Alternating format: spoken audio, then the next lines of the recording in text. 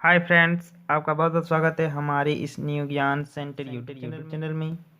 यह video class 12 student के लिए बहुत ही ज़्यादा इंपॉर्टेंट रहने वाली है। जी हाँ, क्योंकि मैं इस वीडियो में आप लोगों को अध्याय 4 मानव विकास भूगोल का बहुत ही मोस्ट इम्पॉर्टेंट सब्जेक्टिव एग्जाम के लिए आप लोग को बहुत ही मोस्ट इम्पॉर्टेंट क्वेश्चन बताऊँगा जो आपके एग्जाम में डायरेक्ट पूछा जाएगा। ठीक ना। आज मैं आप लोग को अध्याय 4 अध्याय 5 दो चैप्टर का बताऊँगा। ठीक ना। मानव विकास का बहुत ही मोस्ट सब्जेक्टिव क्वेश्चन बताऊंगा जो आप लोग के लिए भूगोल एग्जाम के लिए बहुत ही मोस्ट इंपॉर्टेंट क्वेश्चन रह सकते हैं।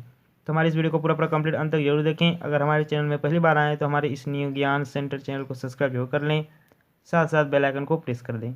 इस वीडियो को अपने दोस्तों के साथ, मित्रों के साथ ज़्यादा से ज़्यादा शेयर जरूर करें। तो चलिए वीडियो को शुरू करते हैं। तो देखिए, सबसे पहला जो क्वेश्चन है आप लोगों का नंबर 1 का 1 का नंबर देखिए क्वेश्चन, निम्न में से कौन सा विकास का सर्वोत्तम वर्णन करता है। तो उसमें आप लोग को 4 ऑप्शन दिया रहेगा, आप लोग को मारना है गुण में धनात्मक परिवर्तन। ठीक ना, यही इसका आंसर सही हो जाएगा। चलिए नेक्स्ट क्वेश्चन की ओर बढ़ते हैं।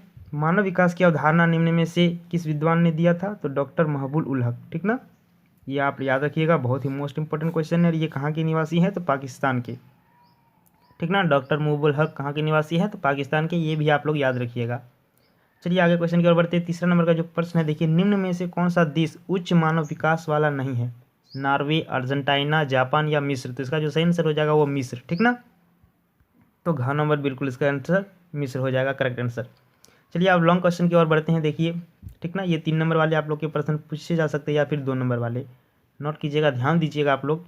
दूसरा नंबर प्रश्न देखिए, दूसरा का एक है, ये मानव विकास के 3 मूलभूत क्षेत्र कौन कौन से हैं। उत्तर देखिए, मानव विकास के 3 मूलभूत क्षेत्र निम्न है। डैश दीजिएगा और लिखिएगा 3 को क्षेत्र क्या क्या है। देखिए, पहला नंबर लिखिएगा संसाधनों तक पहुंच। ठीक ना, संसाधन तक पहुंच होना चाहिए। और दूसरा नंबर में लिखिएगा स्वास्थ्य। ठीक ना, और तीसरा में लिखिएगा शिक्षा। कोई दिक्कत कोई प्रॉब्लम नहीं समझने में। तो ये हो गया अपने शब्दों में एकदम क्लियर, अपने शब्दों में स्पष्ट सारे आंसर में आप लोग को करवाने वाला हूँ। तो देखिए दूसरा नंबर प्रश्न है ये, मानव विकास के 4 प्रमुख घटकों के नाम लिखिए। तो उत्तर लिखिएगा, डैश दीजिएगा, मानव विकास के 4 प्रमुख घटक निम्न है। ठीक ना, तो देखिए सबसे पहला जो है समता। ठीक ना, ये VVI क्वेश्चन है, आप लोग इसे टिक कर लीजिए, नोट कर लीजिए। समता हो जाएगा सबसे पहला। दूसरा लिखिएगा सतत पोषणीयता। तीसरा लिखिएगा उत्पादकता। चौथा लिखिएगा सशक्तिकरण। ठीक ना, तो ये हो गया पूरा पूरी 4 गो मानव के प्रमुख घटक। ठीक ना, अब चलिए देखिए तीसरा प्रश्न है ये, मानव विकास सूचकांक के आधार पर देशों का वर्गीकरण किस प्रकार किया जाता है। ठीक ना, ये आप लोग के 5 नंबर या 4 नंबर में पूछे जाएंगे ये क्वेश्चन। कोई दिक्कत कोई प्रॉब्लम समझने में। तो उत्तर देखिए लिखना है आप लोग को, मानव विकास सूचकांक यानी कि HDI स्वास्थ्य, शिक्षा और संसाधनों तक पहुंच जैसे प्रमुख क्षेत्रों में निष्पादन के आधार पर देशों का क्रम तैयार करता है। ठीक ना, आगे देखिए और लिखिएगा इसमें, यह क्रम 0 से लेके 1 के स्कोर तक होता है। ठीक ना, पर आधारित होता है, जो कि एक देश मानव विकास की महत्वपूर्ण सूचकांकों को अपने रिकॉर्ड से प्राप्त करता है।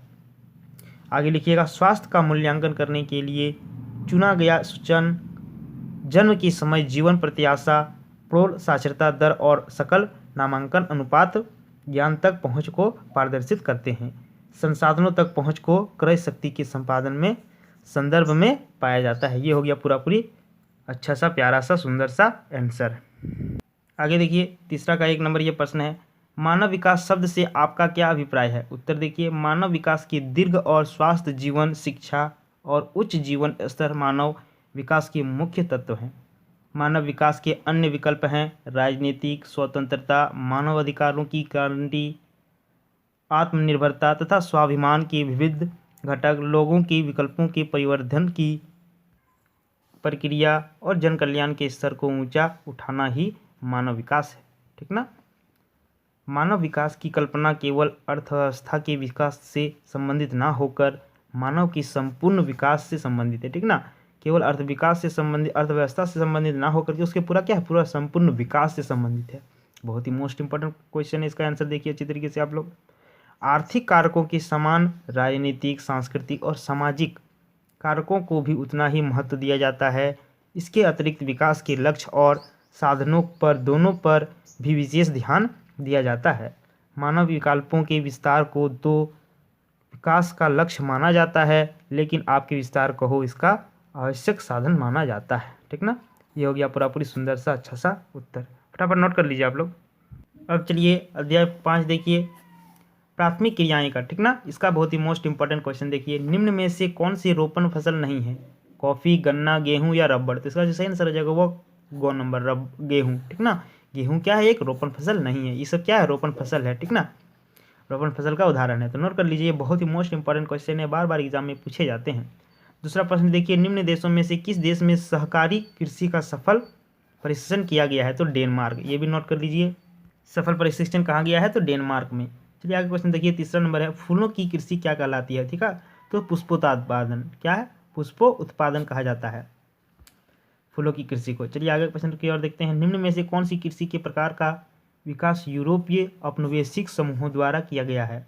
तो रोपण कृषि। कहाँ पे? रोपण कृषि। नोट कर लीजिए आप लोग, बहुत ही मोस्ट इंपॉर्टेंट क्वेश्चन है। पांचवा नंबर देखिए, निम्न प्रदेशों में से किसमें विस्तृत वाणिज्य अनाज कृषि नहीं की जाती है? अमेरिका एवं कनाडा के प्रेयरी क्षेत्र में, अर्जेंटीना के पंपास क्षेत्र में, यूरोपिया के स्टेपी क्षेत्र में, या अमेजन बेसिन में? तो इसका जो सही आंसर हो जाएगा घ नंबर हो जाएगा, अमेजन बेसिन में कृषि अनाज नहीं किया जाता है। ठीक ना, कोई दिक्कत कोई प्रॉब्लम नहीं समझने में। चलिए आगे क्वेश्चन देखिए, बहुत ही मोस्ट इंपॉर्टेंट क्वेश्चन है, आप लोग इसे जरूर ध्यान दें। छठा नंबर देखिए, निम्न में से किस प्रकार की कृषि में खट्टे रसदार फलों की कृषि की जाती है? तो भूमध्य सागरीय कृषि में। ठीक ना, ये बहुत ही मोस्ट इंपॉर्टेंट है, नोट कर लीजिए। खट्टे पदार्थ का जितना भी सारा फल है वो भूमध्य सागर कृषि में ही उपयोग किया जाता है, यानी कि वहीं पे उत्पादन किया जाता है। चलिए आगे देखिए, निम्न कृषि के प्रकारों में से कौन सा प्रकार कर्तन दहन कृषि का प्रकार है? तो आदिमकालीन निर्वाह कृषि। ये भी नोट कर लीजिए, बहुत ही मोस्ट इंपॉर्टेंट क्वेश्चन है। इस बार 2023 बोर्ड एग्जाम में आप लोग को ये प्रश्न आ सकते हैं। तो क्या हो जाएगा इसका आंसर? आदिकालीन निर्वाह कृषि। आगे देखिए, 8वां नंबर प्रश्न है, निम्न में से कौन सी एकल कृषि नहीं है? डेयरी कृषि, मिश्रित कृषि, रोपण कृषि, या वाणिज्य अनाज कृषि? तो इसका जो सही आंसर हो जाएगा डेयरी कृषि ही बिल्कुल इसका करेक्ट आंसर हो जाएगा। चलिए आगे देखिए, दूसरा नंबर का ये प्रश्न है, आप दूसरा का 1 नंबर। ठीक ना, जो लॉन्ग टाइप वाले हमारे क्वेश्चन है, स्थानांतरित कृषि का भविष्य अच्छा नहीं है, विवेचना कीजिए। ठीक ना, जो स्थानांतरित जो कृषि है वो भविष्य के लिए क्या है? अच्छा नहीं है। क्यों नहीं है भाई? चलिए देखिए उत्तर, इस प्रकार की कृषि में बोए गए खेत खूब छोटे होते हैं। ठीक ना, या बहुत छोटे होते हैं। जो इस तरह का जो बोया गया जो कृषि का क्षेत्र होता है वो बहुत ही छोटा होता है।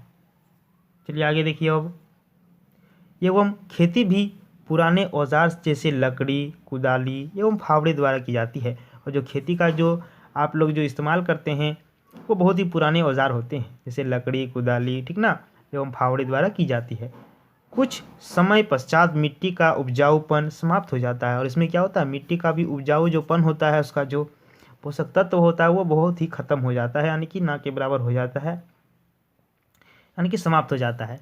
तब कृषक नए क्षेत्र में वन जलाकर कृषि के लिए भूमि तैयार करता है। ठीक ना, तब क्या करता है कृषक लोग, जो भी किसान लोग होते हैं, ठीक ना, वो लोग क्या करते हैं? अब जंगल को जला कर देता है और बहुत बड़ा मैदान बना लेता है कृषि खेती के लिए, उपयोग के लिए तैयार कर लिया जाता है। इस प्रकार कृषि की सबसे बड़ी समस्या भूमि की उर्वरता कम होती जाती है। तो ये हो गया सुंदर सा, प्यारा सा, अच्छा सा उत्तर। आप लोग फटाफट इसे नोट कर लीजिए। अब दूसरा नंबर देखिए, क्वेश्चन नंबर दूसरा, बाजारीय सब्जी कृषि नगरीय क्षेत्रों के समीप क्यों हो जाती है, क्यों की जाती है? ठीक ना, उत्तर देखिए, क्योंकि इस प्रकार की कृषि में अधिक मिलने वाले फसलें जैसे सब्जियां, फल, पुष्प लगाए जाते हैं, जिनकी मांग नगरीय क्षेत्रों में होती है। ठीक ना, जैसे फसल क्या होते हैं? ज़्यादा मांग होती है, जैसे सब्जियां, फल हो गया, पुष्प हो गया। ठीक ना, से नगरीय क्षेत्र में क्या होती है? ज़्यादा डिमांड यानी कि मांग होती है। अब देखिए तीसरा प्रश्न है, विस्तृत पैमाने पर डेयरी कृषि का विकास यातायात के साधनों एवं प्रशिक्षकों के विकास